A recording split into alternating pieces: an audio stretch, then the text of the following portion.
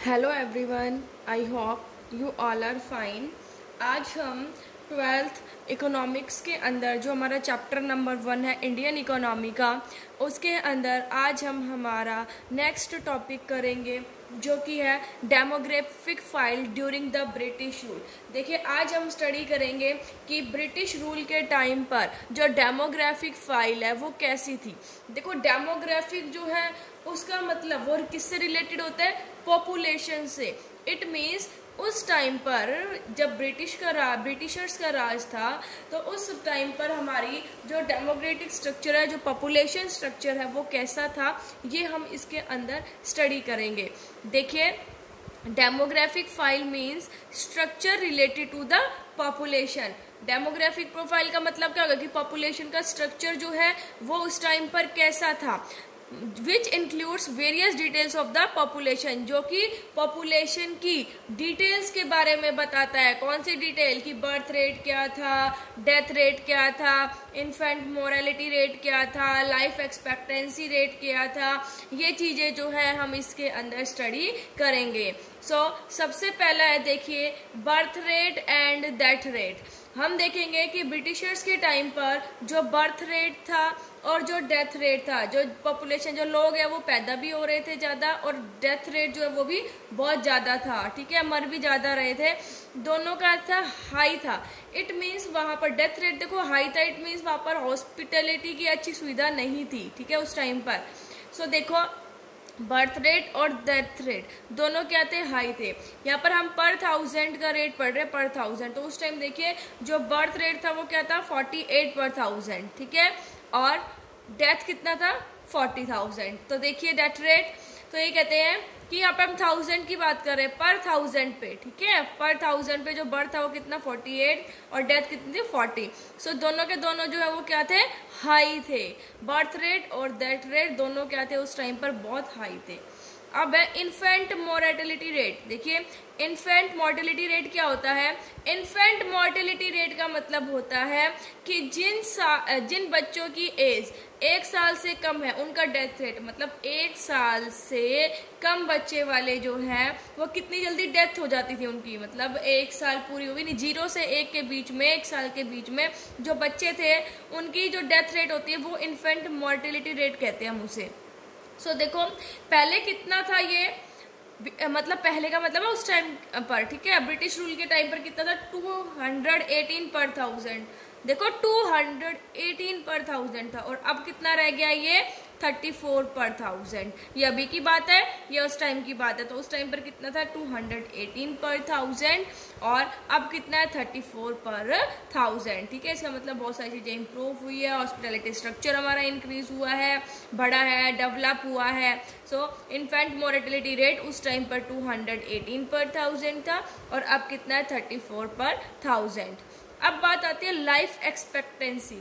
Life expectancy का मतलब है कि एक पर्सन की एवरेज लाइफ, कि कितने साल तक एक पर्सन जो वो जिएगा। ठीक है, एवरेज लाइफ हम इसके अंदर देखते थे। तो उस टाइम पर, बिफोर का मतलब है उस टाइम पर क्या था? 32 ईयर्स थी। ठीक है, ऑन एन एवरेज एक जो पर्सन है वो 32 ईयर्स तक ही जीता था, उसकी एक एवरेज लाइफ थी।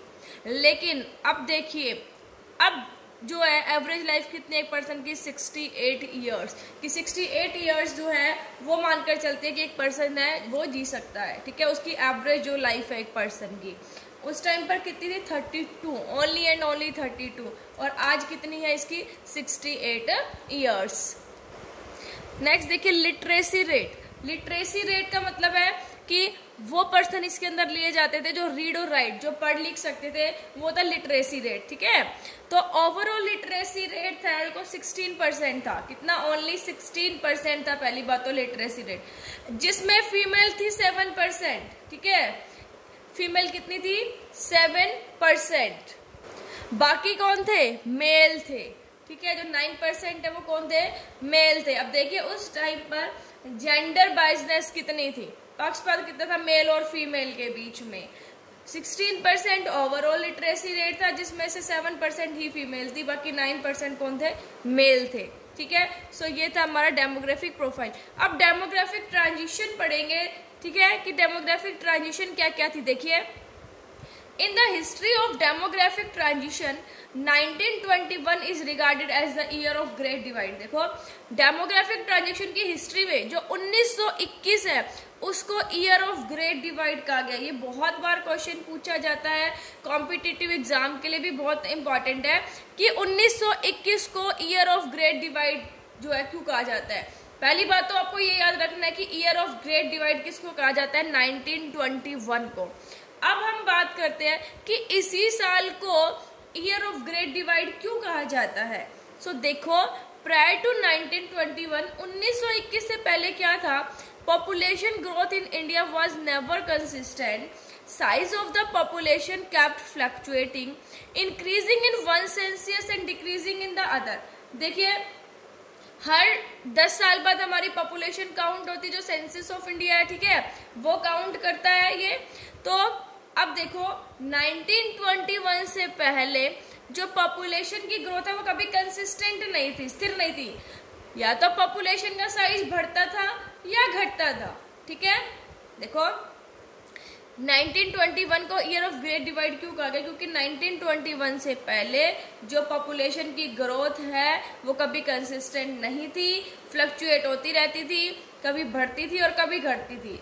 बट अगर हम 1921 के बाद की बात करें कि 1921 के बाद population in India recording A consistent rise, कि 1921 के बाद जो इंडिया की पॉपुलेशन है उसमें सिर्फ राइज हुआ, इंक्रीज हुई।